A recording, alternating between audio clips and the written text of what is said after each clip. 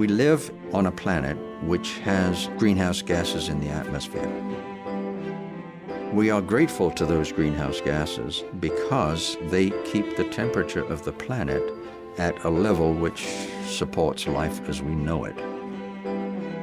Extracting, processing, and combusting fossil fuels is increasing the concentration of greenhouse gases in the atmosphere. And what this does is simply increase the capacity of our atmosphere to retain heat. Yes, so when we look at sustainability in terms of energy, we can see finite resources such as coal, such as oil that we're using up, and these resources are depleting. But it's not just about the fact that they're not going to be there forever. It's also that these resources tend to have health and well-being impacts, causing climate change as well as local pollution. It's going to have to be a transition to renewable energy, solar power, wind power. We have tremendous potential in the state and are producing solar, we're producing wind. About half of our electricity is actually hydro. We're looking at renewable hydrogen, our geothermal options, and we're looking at offshore wind. It's far more sustainable and a better choice for all. The planet will go on without us, so it's up to us to decide what role we want to have on this planet.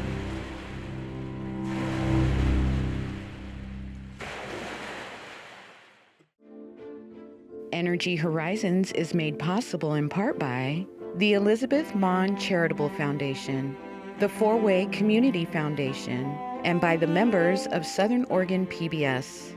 Thank you.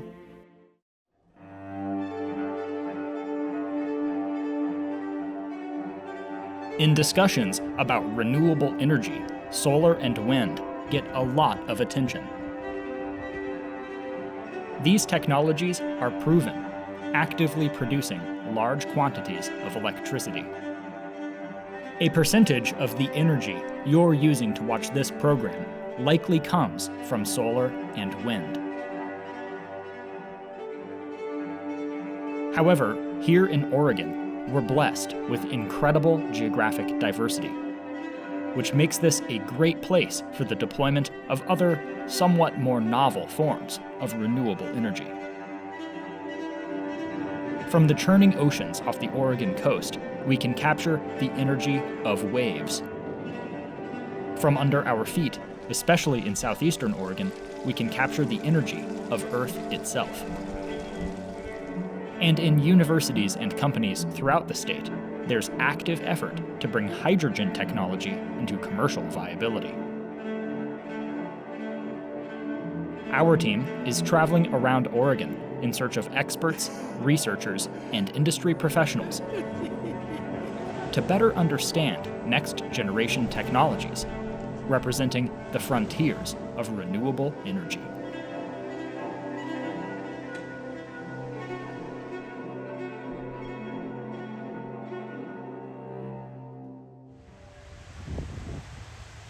There are all these different technologies in play, and we're going to need many of them. We are best served if we can keep investing and looking at what seems like it's going to make commercial viability. Wave energy projects really started before I was even in the legislature. I put it in the category of the many other additional new technologies that we're looking at.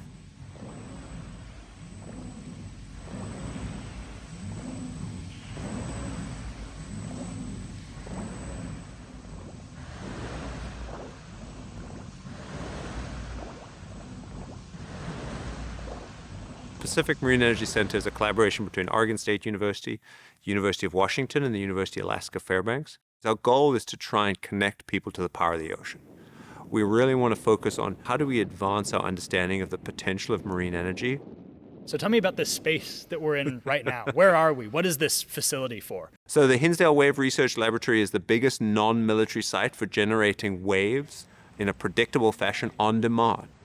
While it's great to go and do testing or data collection in the ocean, we can't control it, so our ability to rapidly generate knowledge and understanding is always limited. However, in an environment like this, where we can control the size of the waves, the water depth, the slope of the beach, the scale of all these sort of interactions, we can really generate a lot of knowledge very fast. Clients from across the country and around the world will come here to Hinsdale to use the directional wave basin or the large wave flume to really start to capture and develop new understanding and knowledge.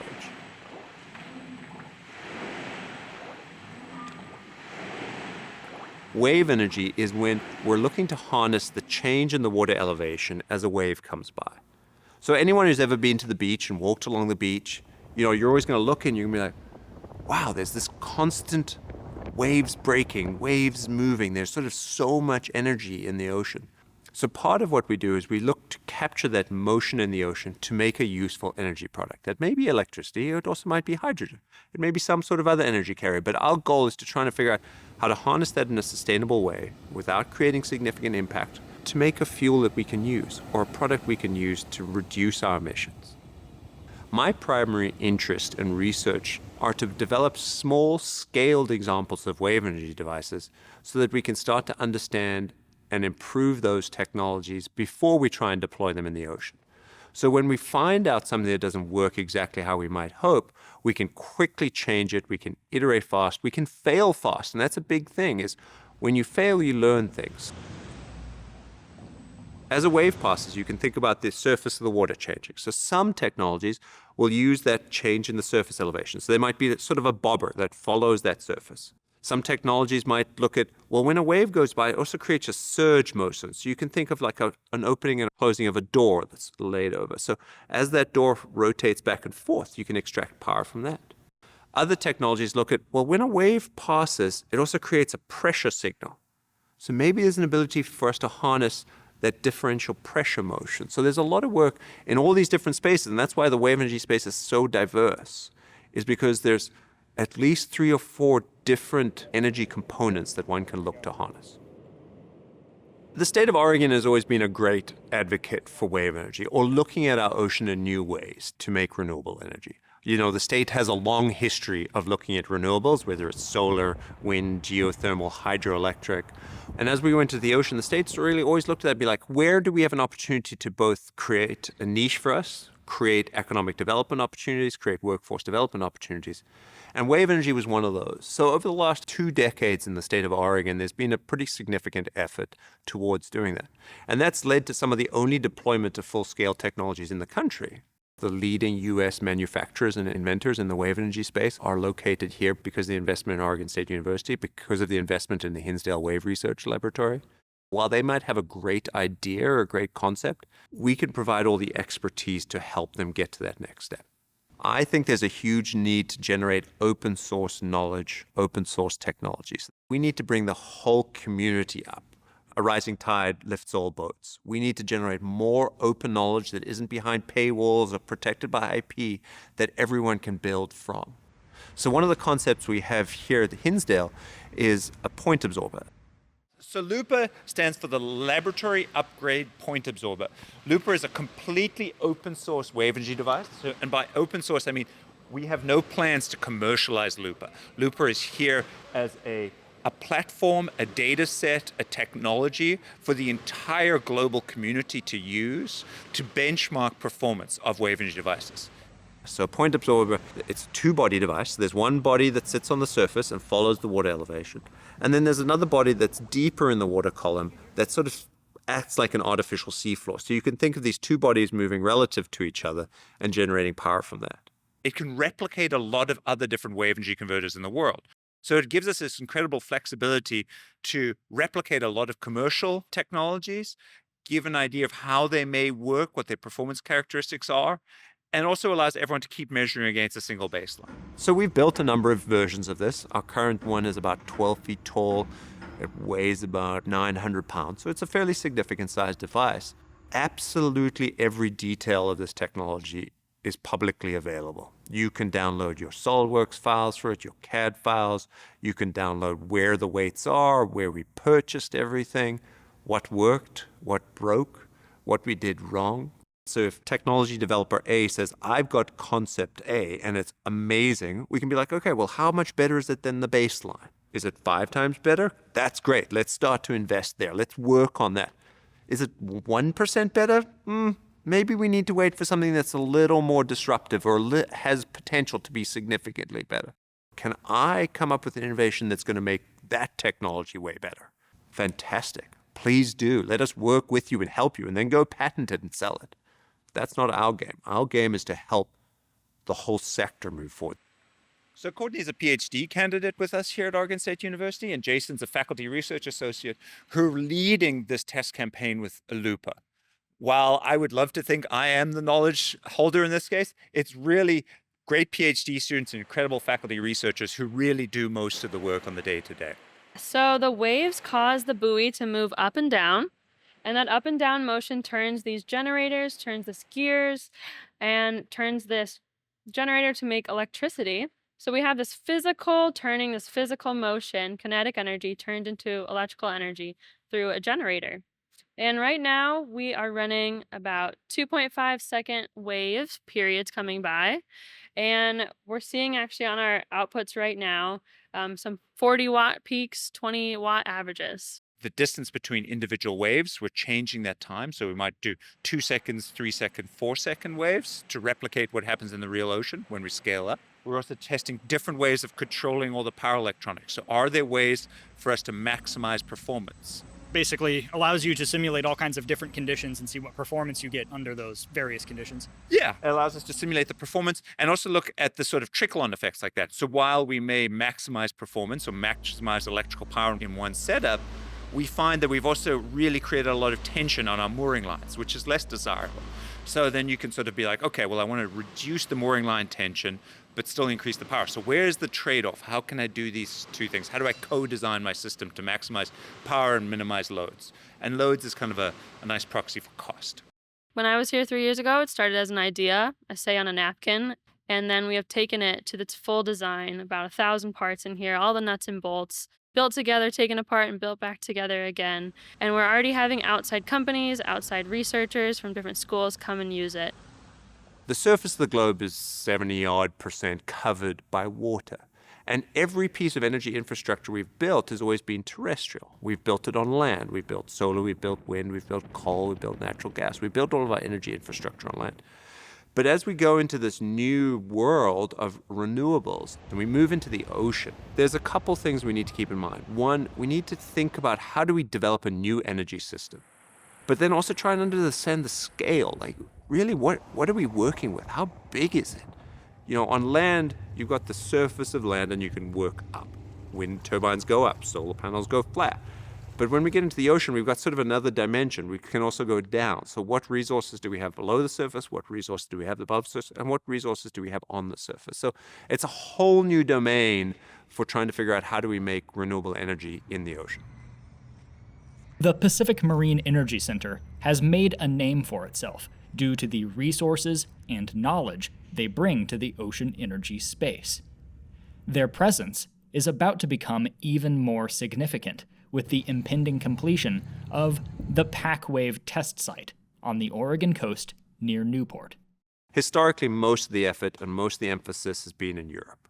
We've sort of relied on our European colleagues to lead the way.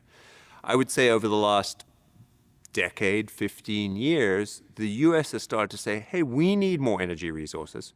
What can we innovate and develop here?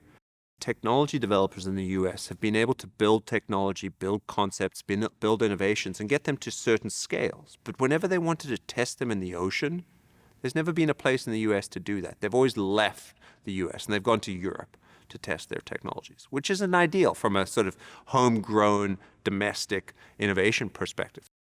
The PacWave project is incredibly important because it provides an opportunity for domestic US innovators to test their concepts in the ocean. It also is going to be one of the best test sites in the entire world. So we really hope our European colleagues, our Asian colleagues, our African colleagues will come here to Oregon to test the next generation of renewable energy technologies. PacWave is a full scale, so it's open ocean conditions. It's pre-permitted, so we've done a lot of the work with all the agencies to make sure that they have confidence in what we're going to do. It's grid connected, so we do run 4 5-megawatt cables from land about 7 nautical miles offshore to a location where there's sort of, let's think of it as an extension cord plug in the ocean. A technology developer can bring a device, deploy it, plug it in. We will do all the environmental monitoring around that. The electrons will travel back to our utility connections and monitoring facility, where it will connect into the local grid. It allows them a sort of ecosystem to continue to grow and innovate. So PacWave is pre-permitted, fully energetic, open ocean, and the best test site to test in the country. Wave energy is experimental technology, but the concept has merit and could one day become a valuable generating source to have as part of our energy mix. Each of these renewable energy technologies has its own signature. It generates power at different times of the day, different times of the year. And it's really important that there's a matchup between when a technology makes power and when we need it. So in Oregon, we're a winter peaking region. So we want more power in the winter. While there's a huge amount of value in deploying technologies that still make power in the summer, there's much greater value in the technologies that will make power in the winter. So that's one of the great value propositions for wave energy. As folks know, it's stormy in the wintertime in the Northwest. And in those storms, there's a huge amount of energy. There's this great correlation combination between when we need power in the Northwest and when wave energy would make it. And it's a great complement to things like solar, which will make a lot of power in the summer. So if you think about it from that perspective, you can rely on solar in the summer, you could rely on wave in the winter. The fantastic thing about wave is it's very, very forecastable. So we can give you a very accurate estimate out a week on how big the waves are going to be, what the wave period's going to be, which allows the grid operator to plan with a lot of certainty. We all know how hard it is to predict if it's going to be windy next week and is it going to be windy at 2 o'clock on Thursday. It's a tough game. It's wrong a lot of the time. The difference with wave energy is that's not the case. We can predict that very, very well. Kind of like when you get your surfing forecast. Hey, it's going to be a great wave day today. Let's get out there. Exactly. One of the other benefits, I think, in the global context is we've also got to look at the distribution of population around the world. 60-70% of the world's population lives within 100, 200 kilometers of the coastline. All the demand is on the coast. The greater ability for us to generate power close to where people need it limits the need for transmission lines or tracking power back and forth across the country, which is a difficult ask. It's difficult because there are losses involved. It's difficult because it's expensive. It's difficult because it does have some ecological impact. So if you can generate power close to where you need it, you're just making the whole system more efficient. What level of deployment would we actually need in order to make a difference? During the discussions about offshore wind, we were talking constantly in like the megawatt and even gigawatt threshold. What is that with wave? How many of like that device do you think we would need out there? Or is it a bigger device? Tell me about that. At this stage of maturity of the wave energy, it's not going to be as big as offshore wind. It has the potential to get there, but that pathway is a lot longer than it is for the offshore wind sector. The way I like to think about wave energy is if we reference back to where the solar industry came. When they developed solar technologies for the first time, they didn't say, we're going to deploy 10 gigawatts of solar in the Arizona desert. They said, I'm going to power your calculator. I'm going to power your watch. I'm going to put a little solar panel in there, and I'm going to supplement what your battery is doing. So they started small. They learned some lessons. They innovated. They got bigger. They learned some lessons. They innovated. They got bigger. We're trying to make small-scale devices to power oceanographic measurement buoys, to power underwater vehicles, to explore ocean, where we just need watts or maybe a kilowatt of power, just small amounts of power. But then in concurrence, we're also developing large-scale devices, which are 500 kilowatts or a megawatt in scale. As we learn lessons on both sides, we can sort of cross-match, we can compare our notes, and hopefully get technology working commercially faster. Because ultimately, that's the goal. We're trying to make as much renewable energy as we can to mitigate the worst impacts of climate change, that I don't think we have time to go through a very slow process. So we need to be innovating at all scales, at all times, and comparing lessons learned constantly such that we can develop technology fast. Wave energy, it's still got a lot of work. But we got a good test site, and there's no reason to be pessimistic. Boy, if you ever go to the beaches, you know that constant movement there's got to be a way to harness that. We're probably not there yet, but I'm all for continuing that work. Chances are very good we will prevail with some fun, productive kind of energy that will contribute to society here. Has anybody ever surfed in this contraption? Nobody has surfed in here in recent years. In days gone by, where there are some pictures of people surfing. Yes. Nice.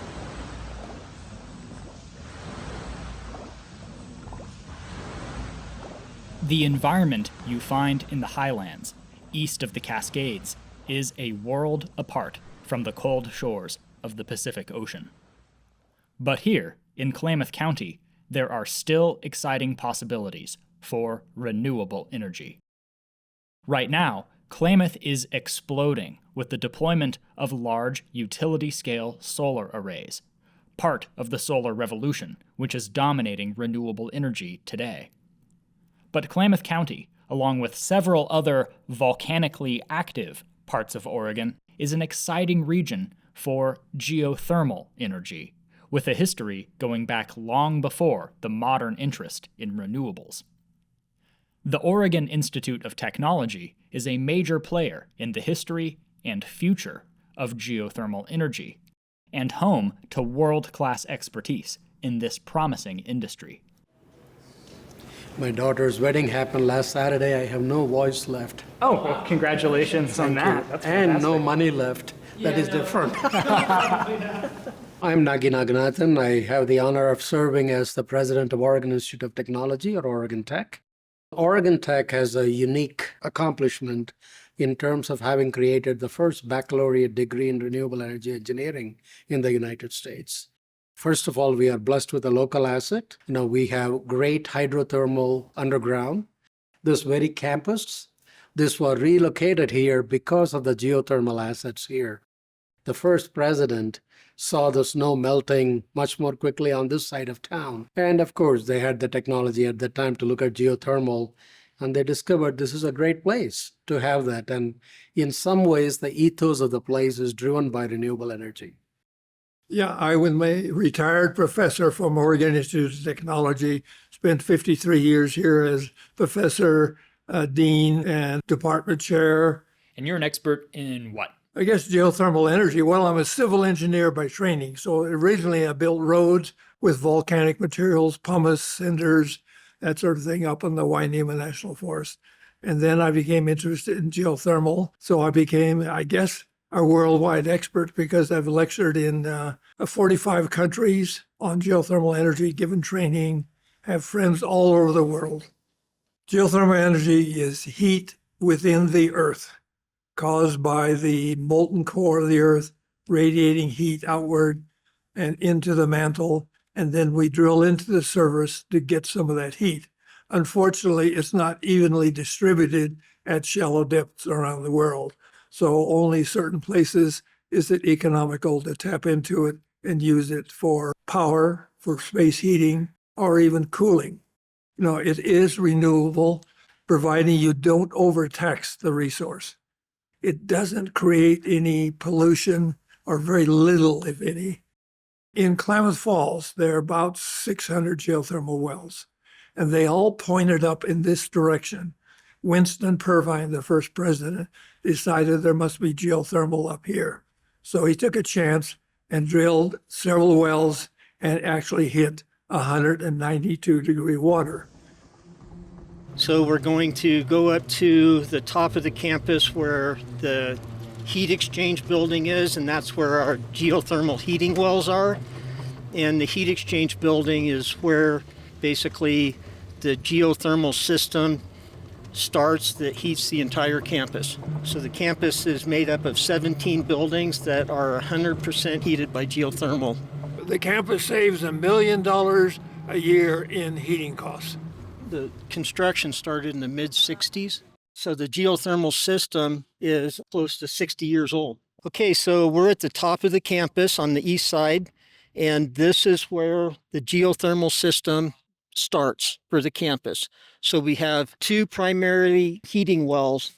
Those two wells feed the heat exchange building, which is right here, that has a storage tank in it. The heat exchange building sends the water to the campus. That heats approximately 700,000 square feet of buildings.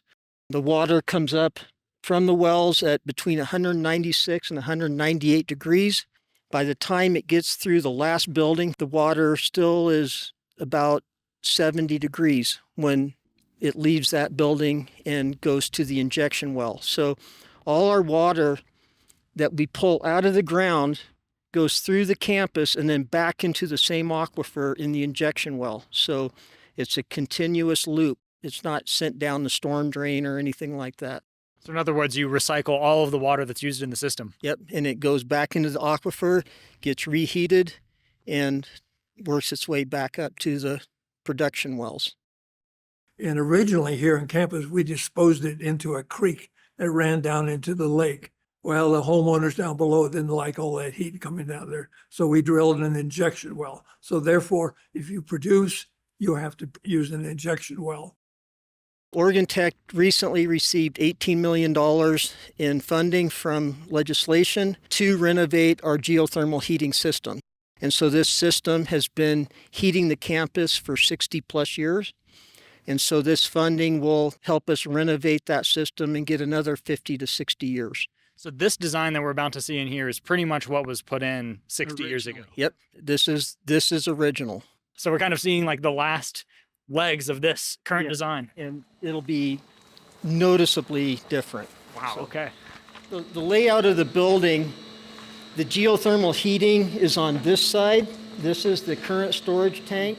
This will be replaced with a new tank that'll be located outside of the building, 4 times larger.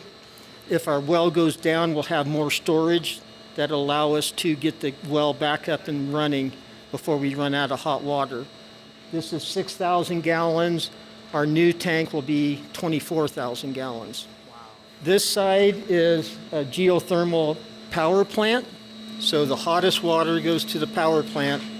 And then once it circulates through the power plant, then it goes to the storage tank and then to the campus.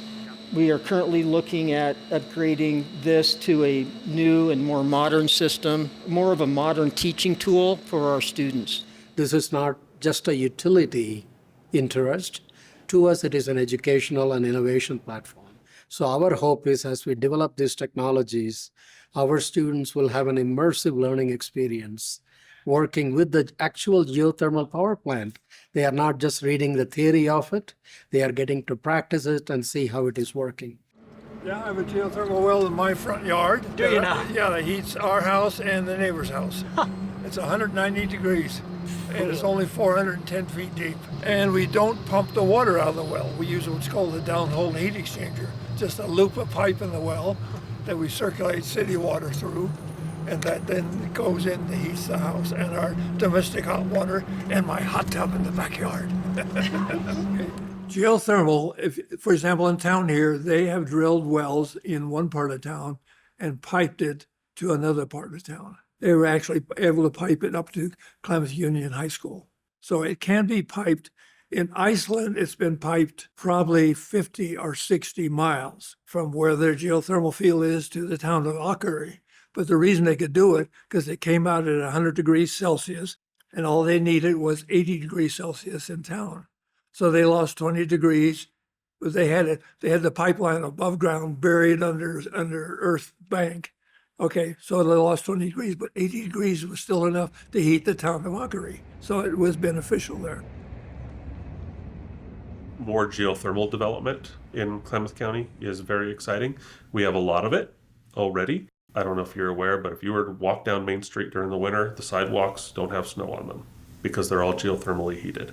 Many of the homes and buildings, including this one, are geothermally heated. We save a lot of money on different types of energy in that way. Oregon Tech has a huge geothermal program, and as I understand it, they're doing a lot of research on how to make that more large scale. How do you develop power on a large scale with geothermal energy? Those are the things that get me excited right now. Energy will always be a mixed portfolio. Klamath Falls is blessed with great geothermal assets underground. It is also blessed with a lot of sunshine. We are the sunniest city in the state of Oregon with 300 days of sunshine. That probably provides 1/3 of the campus power needs. And when we begin to develop our geothermal power plant, which needs an incremental investment, we expect to really go towards being completely off the grid in the near future. So this is the newest building on campus. the seat building or center of excellence in engineering technology. And then part of the design we're going to look at right now is the main mechanical room for the building. Typically, mechanical rooms are hidden in a dark corner of a basement or someplace that nobody ever sees except facilities. Because of our geothermal resources, we wanted to highlight this as a teaching tool. You can see the heat exchangers. This is where heat is taken out of the geothermal water, provides heat to the domestic water. It's what caught our eye as soon as we came in here, because we came in right through those doors and just were kind of wandering around. We were here a bit early and this immediately caught our eye and we're like, well, there you go. It's right here. Yep, It's right really there. pretty cool. Once you developed it, the annual operating costs are low. The trouble is the upfront cost of actually developing the system is the problem. And if you have to drill deep wells, if you have certain contaminants in the water, then that can create problems. But once you solve those, then you're home free, essentially. Geothermal is a little different than solar, where basically the sun shines everywhere. But geothermal hot water is only available in very specific areas. Geothermal energy can be tapped naturally in some places, but not all places, primarily in the state of Oregon, Klamath County and Lake County, which have done that, which are tapping it. Again, it's not going to be every place, but where you have that capacity could be a terrific thing for us to tap and use. Personally, I'm very optimistic about geothermal. I think geothermal is going to be a natural. We're spending a lot of time on it. Have you ever gone out to the Oregon Tech geothermal plant? Yeah. And seen some of their research? Yeah. What do you think about their operations? I think it's great. I mean, they understood that geothermal was cool before practically anybody else. You can always say I've been in hot water all my life, so that's one of the comments. But no, the trouble is educating people in what geothermal can do. Solar and wind gets all the publicity, and you see it because it's above ground. Geothermal, very few people understand it. In fact, we've only had one faculty member that even, myself included, that had an understanding of how to use geothermal. So that's the problem, is understanding it, how to use it, and as opposed to the other renewables. Geothermal energy is based on well-established technology, and the principles behind it are relatively straightforward. However, hydrogen technology, which is more cutting edge and may seem more complex, is gaining attention. Hydrogen is the most abundant element in the universe and has been used by humans for everything from fertilizers to rocket fuel. In recent decades, hydrogen has emerged as a promising clean energy source with great potential to overhaul transportation and industry. My name's Shannon Betcher. I'm a professor here in the University of Oregon in the Department of Chemistry, and I'm the founding director of the Oregon Center for Electrochemistry. These are some students in our Electrochemical Technology Master's program that's training students in the foundations and applications of electrochemistry for energy. Hydrogen, of course, is a very simple molecule. It's two protons bonded together, H2. So why is that energy? Okay, it's only energy because we can take hydrogen and react it with oxygen. We have abundant oxygen in our atmosphere to make water. Hydrogen's explosive, right? You light a match, hydrogen and oxygen explodes. It's making water. That's a downhill chemical reaction. So we harness that explosion much like you harness the explosion in an internal combustion engine, which is the explosion of gasoline, a hydrocarbon, reacting with oxygen via combustion to make water and carbon dioxide. The nice thing about hydrogen is when you react it with oxygen, there's no carbons, no carbon dioxide is emitted. There's two important technological concepts. So first is making hydrogen in the first place. Where do you get the hydrogen from? And then how do you use it? How do you get energy, useful energy to run our civilization from it in principle? So making it historically, most hydrogen we use quite a bit of it in our economy today, but it's made from what's called reforming of fossil fuels. So you can get hydrogen out of a carbon and hydrogen molecule by releasing the carbon as CO2, and that leaves you with hydrogen. That's how most of our hydrogen is made today. There's, of course, now new processes that are efficient and can be run with electrical energy, electrolysis, to get the hydrogen from water, pulling the oxygen out, and just releasing O2 in our atmosphere. So then we have the hydrogen. then what do we do with it? That's your question. How do we get energy back out from hydrogen? The simplest way is you burn it. It has a different combustion temperature. It carries different amount of energy per cubic foot. There's some engineering differences. But from a chemical principle basis, it's very similar to any gas-based fuel source like you have in your barbecue, for example. Another way that's more efficient and would be used for situations such as running a heavy-duty truck, for example, is something called a fuel cell. So hydrogen fuel cells are electricity generating devices that consume hydrogen, consume oxygen out of the air, make electricity for a number of applications. So Ballard is a 40-plus-year-old company. We've almost always been into fuel cell technology. Ballard has developed stationary fuel cell systems powering hospitals, data centers, telecom cell tower sites. More recently, we're into the heavy-duty motive application space. In fact, that's what we're building behind us, is a fuel cell module for heavy-duty buses and trucks. Hydrogen doesn't make a lot of sense for light transportation, where you can use a battery. The batteries are good enough to run a small car or a pickup around a city or even rural areas these days. And they're just getting better. So probably hydrogen will have very little role in those applications. But applications where the amount of energy storage you need is so large, you couldn't possibly build a battery that big because it weighs too much. Then you have a huge need for synthetic fuels.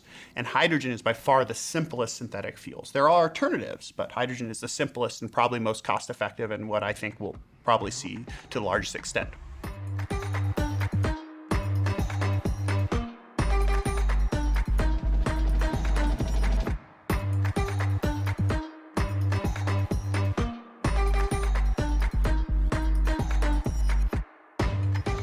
What is the FC Move HD Plus fuel cell? We refer to it as a module because it's not just a fuel cell, it's a fuel cell plus things like coolant pumps, air compressors, valves, controllers, safety systems. It's ready to be integrated into a vehicle. It supplies the electricity to the electric drivetrain of a zero-emission vehicle. The fuel cell is actually a stack of a bunch of cells. We introduce hydrogen to one side of a cell and oxygen from air on the other. And there's a chemical reaction that goes on, and the hydrogen actually permeates through a membrane, combines with the oxygen on the other side to create water. And in doing so, there's an electron and an electrical current that's generated. And if you stack a bunch of those cells together, you end up with a substantial source of power. The fuel cells used in the product behind me have 220 cells per stack.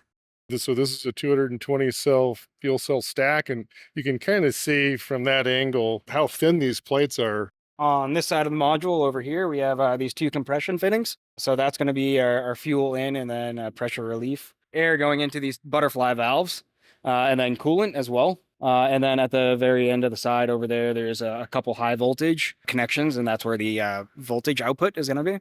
If you start with the idea that you have an electric vehicle with batteries, and you go to an application where you have to drive for an extended period of time or you're carrying a heavy payload, you end up needing a lot of batteries, more than you'd like, right? And you're displacing your ability to carry a payload. So that's where fuel cells come in. You reduce the size of your battery bank. You're supplementing the power to the drivetrain with hydrogen sourced power. The batteries are simply there for peak power demand, like you're going up a hill or you're accelerating. And the fuel cell's giving you that long-term steady power to make that long haul or carry that heavy payload. Primary customer here for our product is New Flyer. They're the largest transit bus manufacturer in North America. That's our customer base, is the heavy duty, long duration, or a customer who can't really tolerate recharging times for batteries. Before we actually introduce hydrogen, we want to make sure that everything is operating as it should. So yeah, kick it on. Yeah, fire it up.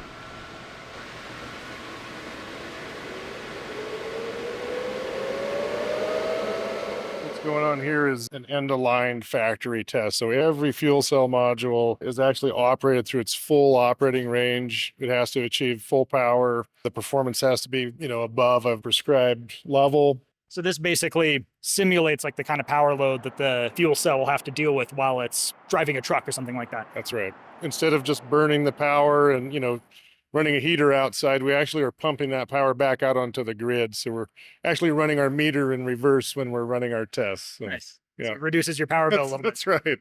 That's right. This one right here is a fully complete module. It's fully tested. So it's gone through our factory acceptance test and yielded the high performance that we're expecting out of it. So right now it's complete and it's basically being ready to put in a crate and ship to the customer. And what does that name mean? FC Move HD Plus. I'm guessing FC is fuel cell. Move is a brand, but what's the HD Plus? So HD just means heavy duty. The original heavy duty module was a 70 kilowatt module. And then we said, okay, we need 100 kilowatts. So we just added the plus. nothing too secret going on there. Each time we have a generational improvement, we're working on performance, durability, and cost reduction. Cost being key to having that kind of scale up of volume.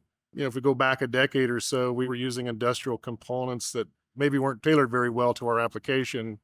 Today, with the interest in hydrogen technology and fuel cells kind of taking off, we have those tools and those components that we need that are very tailored to our application and more cost effective. We really appreciate the early adopters, the customers we have now that are buying these in low but increasing volumes each year. They're helping us achieve that scale each year, as we go from 100 to 1,000 to 10,000, get the economies of scale. At a certain point, we're on that curve, and it's just a matter of volume to get to the target price. Over time, as that infrastructure comes together, it enables the technology to be deployed. Right now, hydrogen mostly comes from natural gas. It's not super green yet. So our team broadly is working in the area of electrochemistry. And, electrochemistry is anything where you have electrical current, electrons in a wire, interface to a chemical reaction. Many electrochemical phenomena, batteries in your laptop, that's electrochemistry. We're converting between electrical energy and chemical energy in the form of a battery reaction. But there's other forms of electrochemistry. One of the most important ones that we're working on is electrolysis reactions. This is where you drive uphill chemical reactions by inputting electrical energy, and it's a way to store energy for a long duration. It's a way to make chemicals that are useful. It's a way to make hydrogen fuels, for example. Okay, so these devices are very small scale versions of what industry is building, enormous, we call them stacks, electrolyzer stacks. And they have, again, 2 electrodes, one making oxygen, one making hydrogen, and a membrane for the ions to pass through, much like we talked about. So we're testing really some new materials that are, in principle, much more efficient and much cheaper to manufacture in these devices here. You want to be able to build these devices, these electrolyzers, at a very large scale with minimal baseline costs of ingredients, right? Hydrogen can be produced and used with carbon-free methods. But in practice, it can be a tricky resource to work with, legendary for its explosive flammability. It's first under flash. Get it started. It's fighting, and it's crashing terrible. Oh my, get out of the way, please. All the humanity and all the planet is screaming around it. Hydrogen's tendency to ignite is well understood, and consequently, strong safety measures are employed when working with it. But for wider world applications, such as renewable energy, there are other risks and challenges to consider. So here's a couple problems, right? So one of them is hydrogen leaks. There is some worry that if there's too much hydrogen leaks, it could cause some reactivity in the atmosphere that has some deleterious effects. I think this is something that needs to be studied more. And we need to improve our materials and monitoring systems. You may have heard a lot in the news about perfluorinated polymers. So perfluorinated polymers are plastics that have a lot of fluorine atoms in them. And these have great properties for the devices that make and use hydrogen. But they can contaminate groundwater. They're not easily decomposed. So they can accumulate. They can cause cancer and other things in humans. So we need to manage that. I believe that with sufficient oversight, just like any of our energy technologies, any of our human technologies, many of them have substantial downsides. This all has to be managed, right? But when you compare it to something where we are essentially digging out a complex mixture of a lot of different elements in hydrocarbons and burning them, and releasing all that into the atmosphere, not just the CO2, all the stuff there, lead, other things, it's, in my view, far superior. Anything we do as a human civilization that's not a closed loop is eventually going to become saturated. Supply cannot meet the demand, we're going to run out. Or we're going to put huge stress on our natural system. So what I mean by closed loop is the inputs equal the outputs. So if we have water, we have a lot of water on the planet. We use the water, we electrolyze it to make hydrogen and oxygen. All we're putting in is energy. We're rearranging the atoms. Oxygen will actually be vented to the atmosphere, increasing the oxygen in the atmosphere. Somewhere else, different oxygen can be taken in from the atmosphere, can be combined with hydrogen to remake water. That water goes back in the atmosphere. Both water, oxygen, those are very natural substances. Those are the only things that, in principle, a properly operating system emits. So it's a closed loop. We're not burying anything. We're not depleting anything.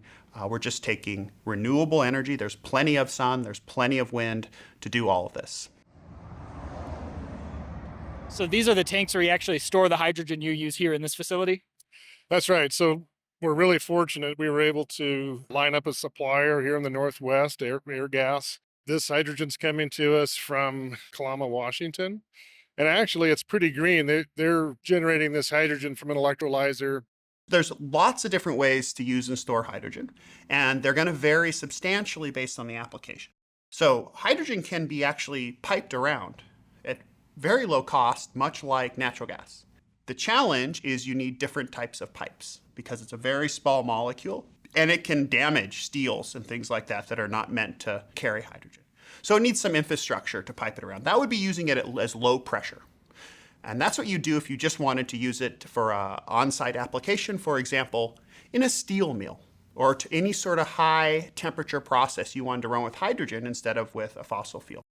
However, if you want transportation, you can't store enough energy in low pressure hydrogen. So what you would do is you compress it. So that requires a reinforced tank. There's high pressure tanks up to 700 bar. It's not too much energy to compress hydrogen. The final solution, which is in principle ideal, but it's very expensive right now, is to liquefy the hydrogen. It carries the most possible energy per unit volume. And that's very important in an application for like an airplane. So if we're going to have jets, which we probably will, jumbo jets flying off hydrogen, they're going to need liquefied hydrogen. You can get like 4 times as much hydrogen in liquid form than you could in gas, even at 7,000 psi. We'd love to have liquid hydrogen here, but there's certain setbacks related to a liquid hydrogen storage facility. There's just not enough space between these buildings. Otherwise, yeah, liquid would have been the way to go. We will need huge amounts of infrastructure. This is probably trillions of dollars, many trillions of dollars for world infrastructure. It's going to be probably 20 or 30% of our global energy market. That's a big job. It's not going to happen fast. It's going to happen slow. And it's going to happen over the next few decades. And we're going to start with the things where it makes financial sense. Investors can put money in and get a return on their investment. And that's where hydrogen is going to be seen to have a big impact in the next decade. Ultimately, the use of hydrogen depends on the economics, the cost of making the hydrogen, the cost of storing it. A lot of that depends on the scale. Almost all technologies, as you scale them, they become dramatically cheaper. Batteries, solar cells, cell phones, everything scales like this. So where are the immediate places hydrogen is going to have an impact? I'll tell you a couple really big ones. So one of them is fertilizer. We make fertilizer by taking N2, nitrogen from the air, and we react it with hydrogen. This is a chemistry that won several Nobel Prizes. This is how a huge fraction of the world is fed for synthetic fertilizer. Right now, that hydrogen comes from fossil fuels. It emits a lot of CO2. It's a plug-and-play replacement into that process to use green electrolysis-based hydrogen from water and renewable electricity. That's an obvious place to do, and that's a good 1.5% of the world's energy use right there. Other places where it makes a lot of sense is any very high temperature process. So a good example is steel. To heat up the iron and to mix it with carbon to make the products we need, right? So right now that emits a lot of carbon dioxide. Other areas that are very hard to get the carbon dioxide emissions out of with things like batteries is aviation. The physics don't really work for a battery-powered airplane. We'll see small local transport, small commuter planes, certainly, but it's going to be very difficult. It's going to be impossible to fly a jet from Los Angeles to New York on batteries. It's not possible. So that's going to probably be liquid hydrogen. Freighters is another good example. If you have a freight ship, probably liquid hydrogen makes the most sense ultimately. The companies that make the devices that produce hydrogen from electricity and water, they're growing very rapidly. Every year, the costs are getting lower and their orders are getting larger. Innovation in manufacturing is coming big time in this area, and that's going to lower the costs a lot. Renewable electricity is getting cheaper, and electrolysis hardware is getting cheaper. Fuel cell hardware is getting cheaper. Hydrogen management structures are getting cheaper, but we have a long ways to go. A gallon of gasoline has about the same energy density as a kilogram of hydrogen. Kilograms, 2.2 pounds of hydrogen. Right now, it might cost you $10 for a kilogram of hydrogen. But it's a pretty clear strategy to get to $1 to $2 per kilogram. And there you're outcompeting gasoline costs, right? So that would be great. And I think we'll see that in the next 10 years or so. Part of this is driven by policy and by government programs, like the Hydrogen Hubs program from the Biden administration, which is sort of accelerating the deployment and de-risking technologies and local ecosystems that drive the deployment of production and use of hydrogen for the initial smart applications.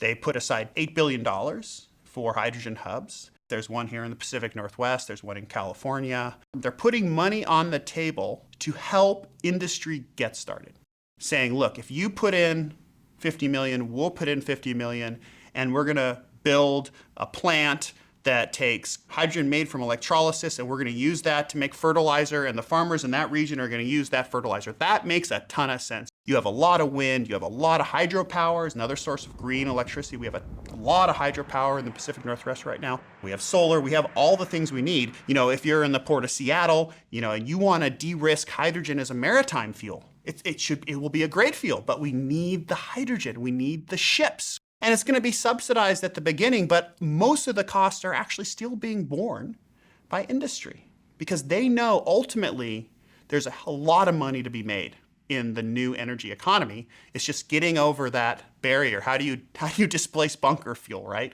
With the cost structure that it has. You need some help getting started. So it's subsidizing the cost, just like we actually subsidize gasoline costs. It's all subsidized by the federal government. So it's no different. It's just a different way of subsidizing things. It's very much how we built the interstates, right? The government comes in, builds the interstate system. It accelerates the economy. The foresight there, I think, is really good. I think as those pieces come together, that's the secret to deploying fuel cells in large scale. Probably 5 to 10 year timelines, but it's not really a problem. That's kind of our timeline too for major fuel cell adoption. One of the great things about the American capitalist model is if there's money to be made, there'll be a lot of capital coming in to make that new economy happen. But you have to demonstrate that money can be made. And we'll see. It's still a tenuous case. The economies of scale aren't yet there. We're building towards that. It's going to take actually really international cooperation and competition to drive the prices down. We're not going to run the world on hydrogen, right? But we're going to run a piece of it on hydrogen. If you go out and you look at a New Flyer bus, you might see, Ballard technology inside, something like that. And, there was a time when I maybe was not convinced that we could ever make fuel cells an economically viable product, but I'm more convinced now than ever. I mean, we are doing it. It's not a question anymore.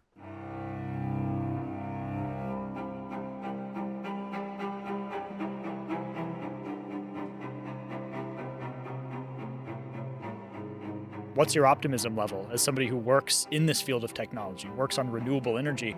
How do you feel about our prospects with climate change? Is that a challenge that humanity will ultimately address? Will we reach net zero? What are your thoughts?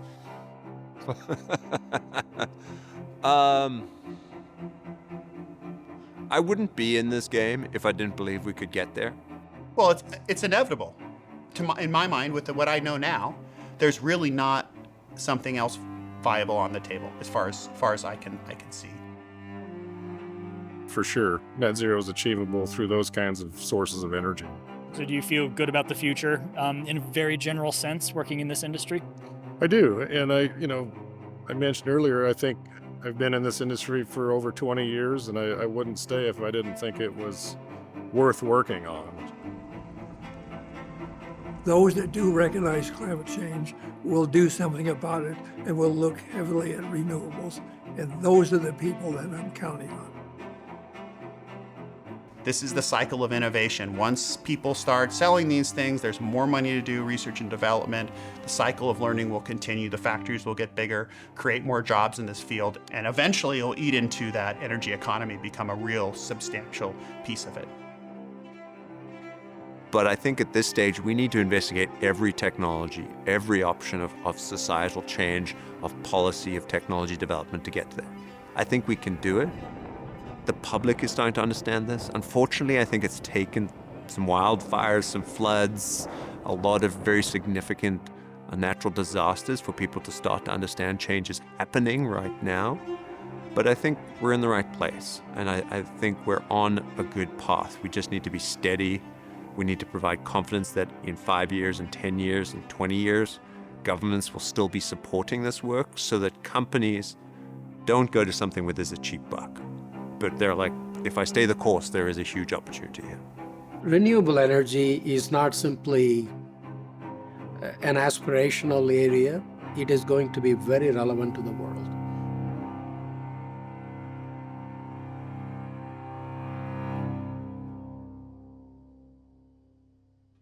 Next time on Energy Horizons. The electrical system is just incredible. It's the most complex operating machine in the world. There's 360,000 miles of transmission lines in the United States. Pump storage is the oldest and cheapest form of energy storage. But they take out all these pivots and run it through farm ground. It's just a disaster. Trust me, it's easy to get lost in the complexity.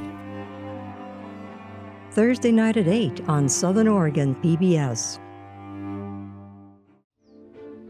Energy Horizons is made possible in part by the Elizabeth Mon Charitable Foundation, the Four-Way Community Foundation, and by the members of Southern Oregon PBS. Thank you.